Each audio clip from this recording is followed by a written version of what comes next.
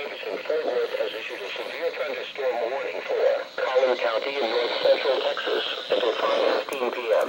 At 4:28 p.m., National Weather Service meteorologists detected a severe thunderstorm capable of producing quarter-size hail and damaging winds in excess of 60 miles per hour.